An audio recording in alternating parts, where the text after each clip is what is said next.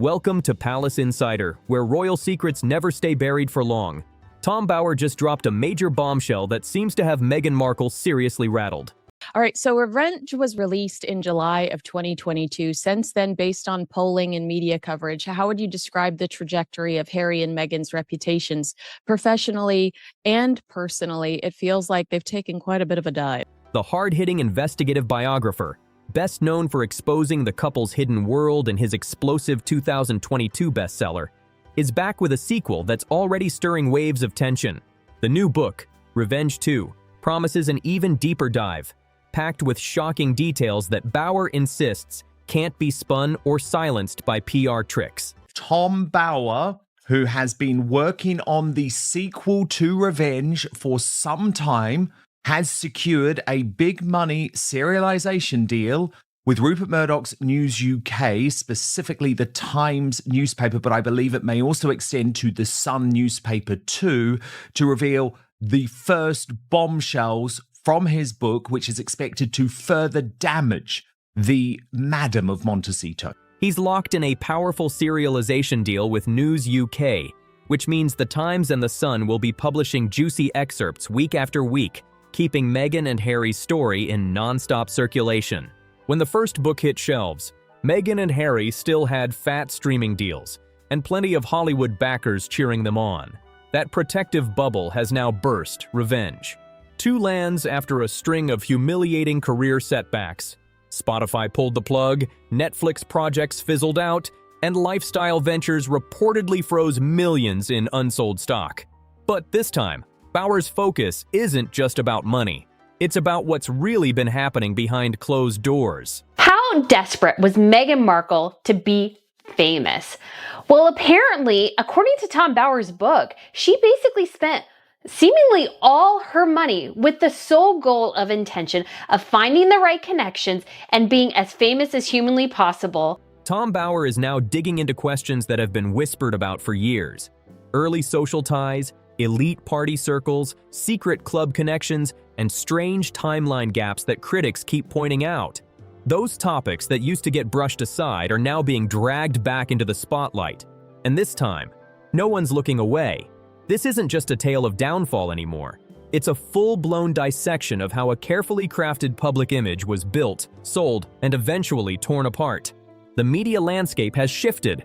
There are fewer friendly outlets left and way less room for spin. For anyone new to Bower, his name alone carries weight.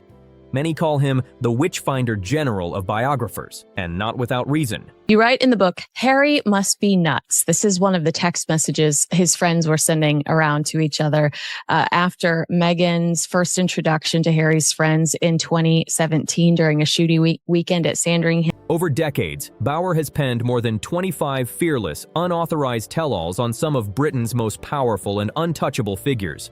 Robert Maxwell, Richard Branson, Tony Blair, Boris Johnson, Simon Cowell, and even Prince Charles. His playbook never changes. He hunts down voices his subjects hope stay silent.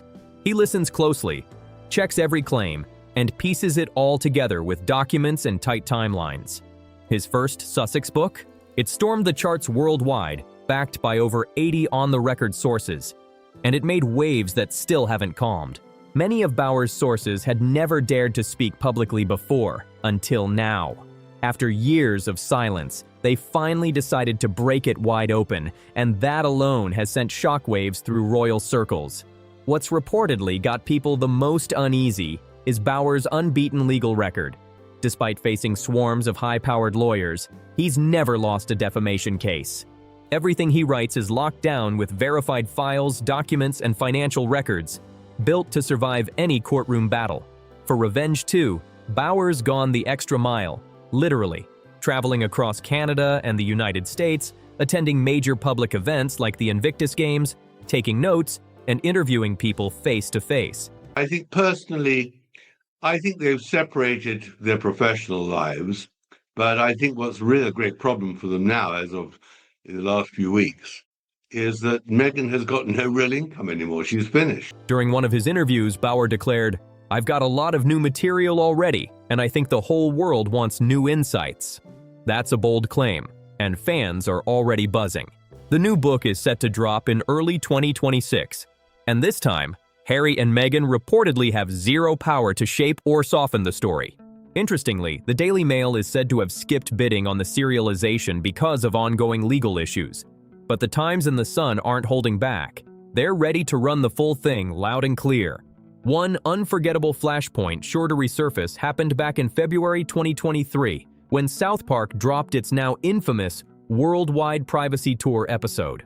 The sharp satire hit nerves everywhere, echoing what countless viewers had long felt the mainstream media was too cautious to say out loud. In the episode, the Prince and Princess of Canada demand privacy while constantly oversharing every complaint imaginable. The resemblance was impossible to ignore. Online buzz exploded as people started connecting the cartoon to a real-life video Meghan had once shared herself. It certainly brings to light that whole theory of you put a frog in boiling water, it jumps straight out, but if you put a frog in cold water, it will slowly boil to death. And I think a lot of people, whilst myself hasn't actually been really shocked by the revelations because I was aware of, I'd say, most of them. A playful hospital clip that, at first, seemed innocent and lighthearted. But the internet turned it into a lightning rod for debate and parody overnight. What was once brushed off as a harmless personal moment is now being re-examined with sharper eyes. Meghan reportedly thought the clip would come across as uplifting, empowering, and full of joy. But South Park had other ideas. The show's writers animated a strikingly similar moment, featuring a cartoon Meghan dancing proudly with a big baby bump, until it suddenly drops to the floor, revealed to be a pillow.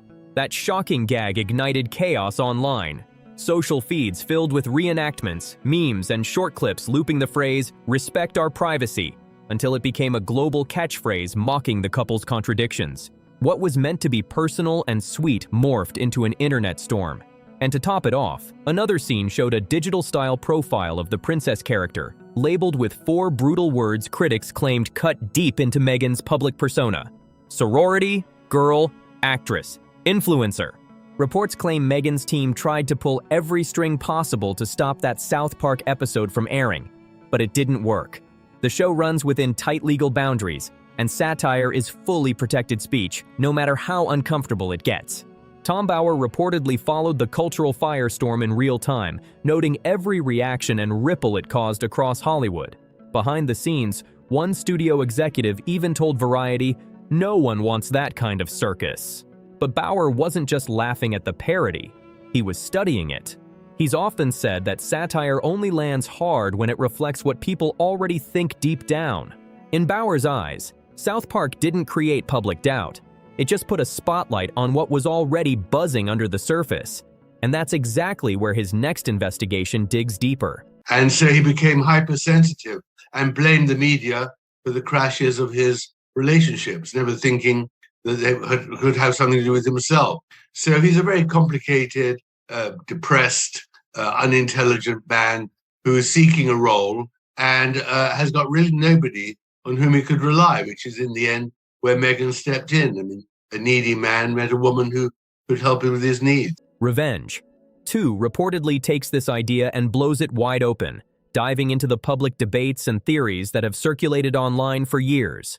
For a long time, online commentators have questioned what they claim are inconsistencies in publicly available pregnancy photos and videos.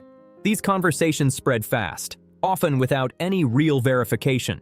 Bower is said to know every major claim out there, from images critics say look oddly different in short spans, to videos that fueled chatter about movement or posture, to public appearances that raised eyebrows, especially when viewers lacked full context.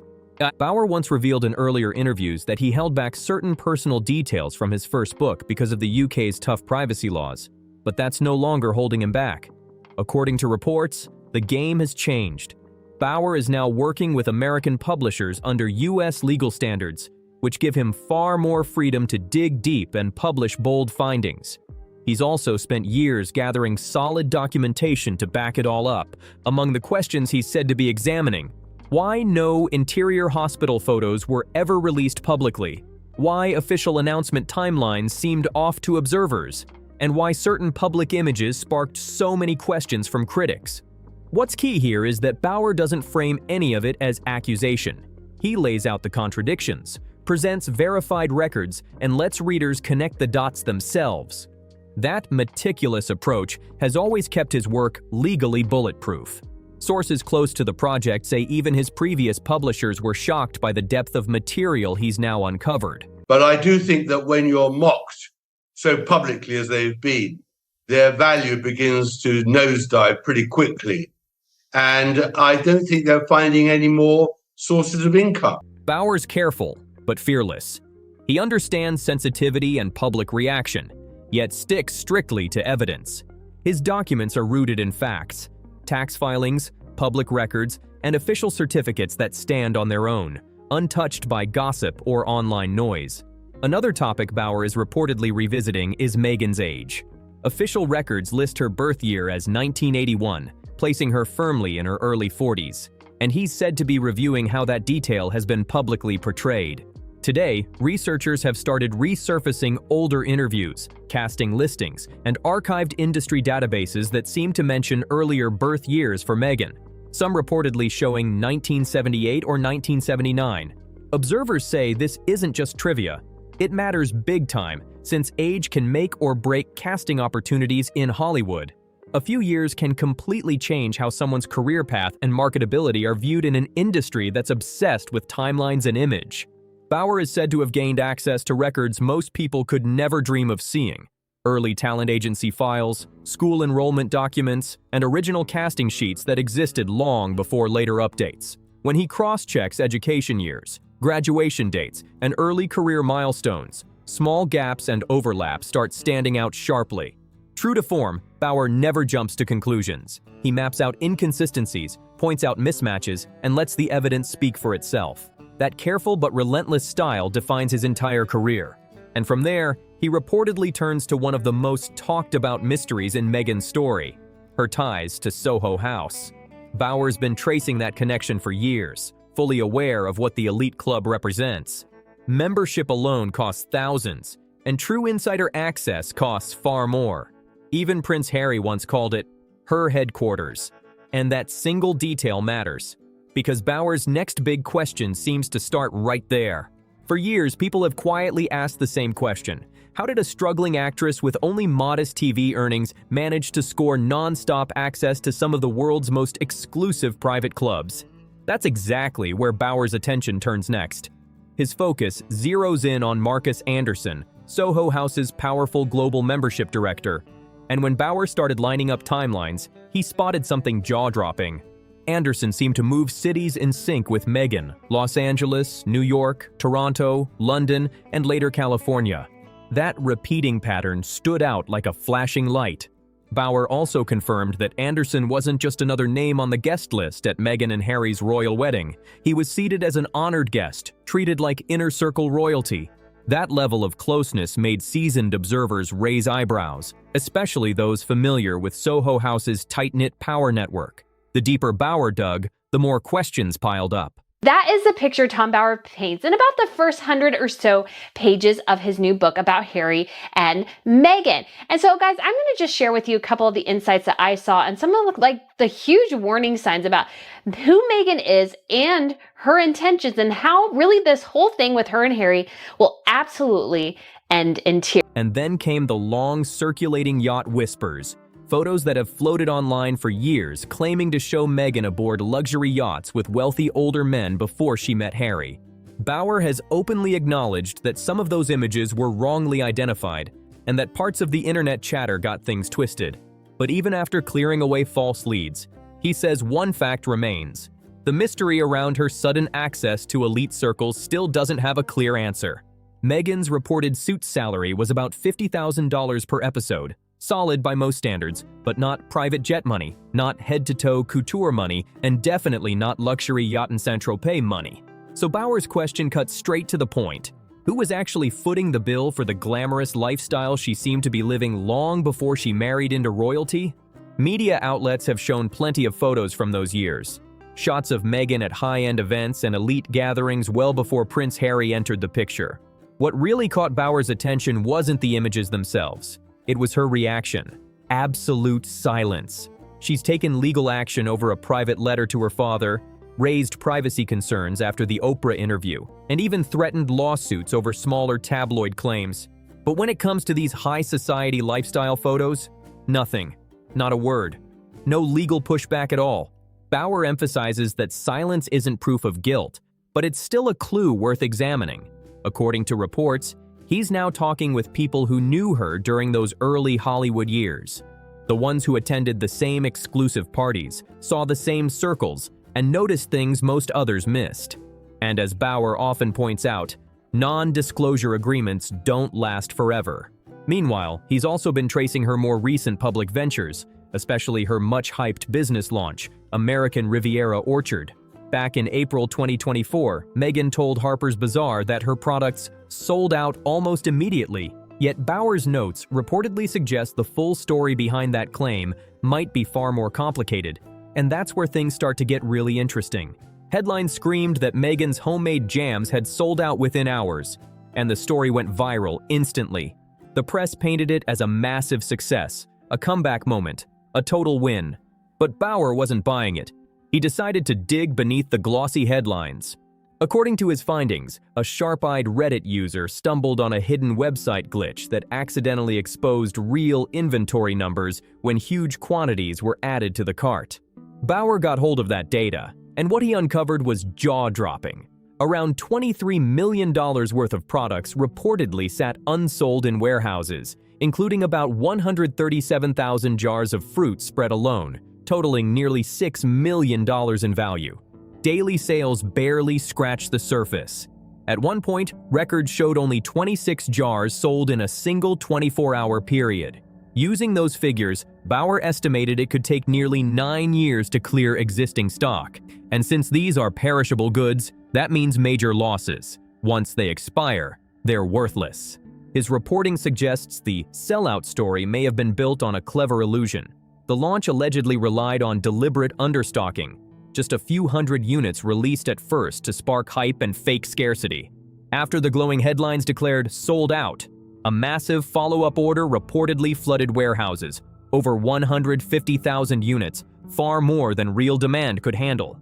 Bauer's investigation doesn't stop there. He's also digging into other product inconsistencies, candles allegedly lacking scent certifications, pricey subscription boxes that never truly launched, and jams produced in an Illinois factory while the marketing hinted at a cozy home-style kitchen. And now, there's already talk of a cookbook on the way. But after this, people are watching closely to see what's really cooking behind the scenes. Early previews of Meghan's latest venture have already sparked comparisons to big-name lifestyle empires, with observers spotting striking similarities in structure, branding, and tone. Industry insiders are reportedly keeping a close eye, and Bauer knows it. If familiar recipes or designs make their way into print, he's not out to accuse anyone directly.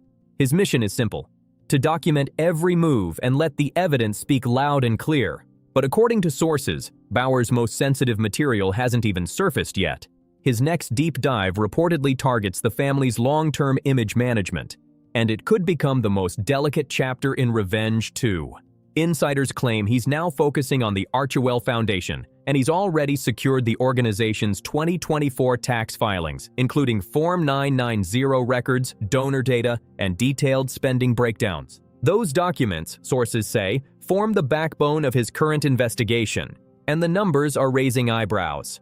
Total expenses reportedly hit about $5.1 million, while donations came in at only $2.1 million, a shortfall of nearly $3 million in just 1 year. Even more telling, expenses jumped more than 50% from the previous year, rising from $3.3 million to $5.1 million, while donations plummeted roughly 60%. Bauer's central question couldn't be clearer. Where did the money go?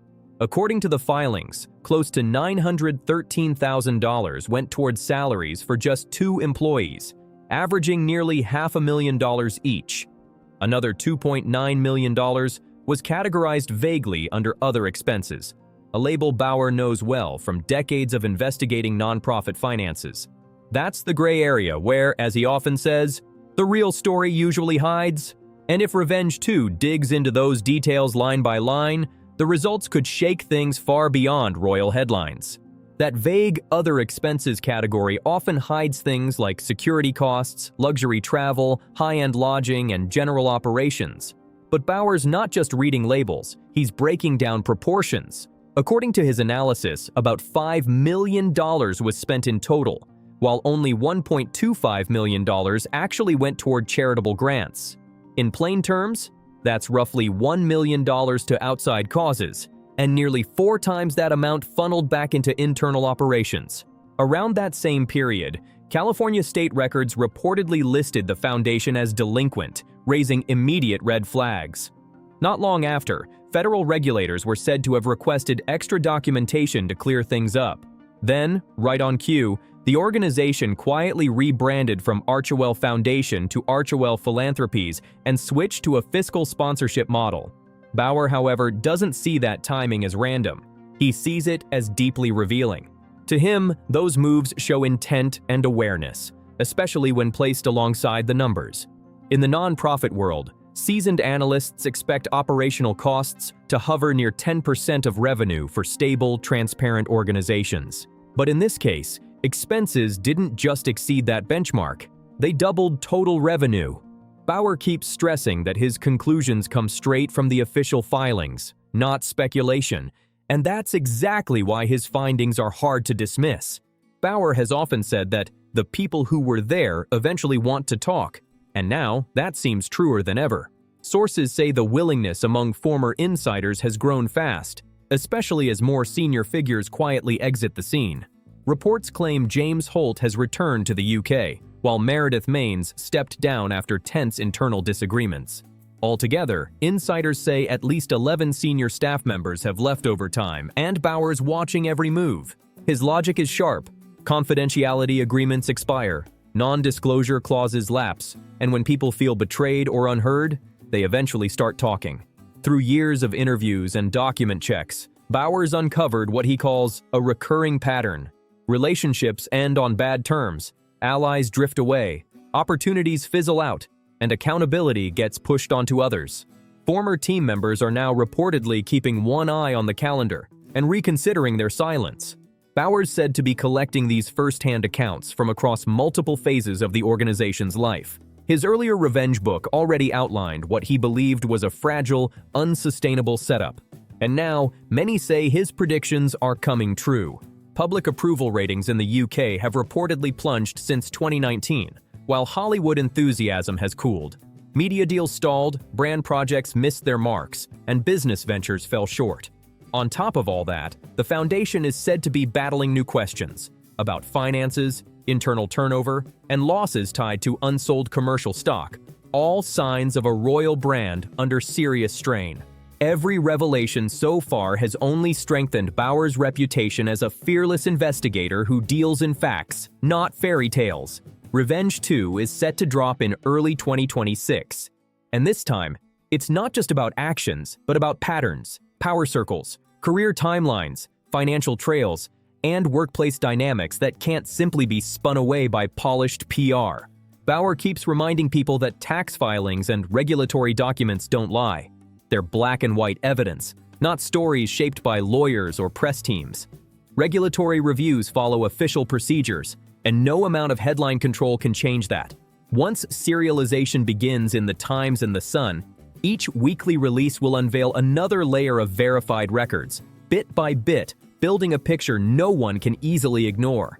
Bauer's process never changes. He cross-checks, verifies, and documents relentlessly, letting the facts tell the story. Those close to the project say Revenge 2 could become the most detailed royal investigation ever published. If you enjoyed this deep dive, don't forget to like, comment, share, and subscribe for more updates as this royal storm unfolds. And as always, thanks for watching.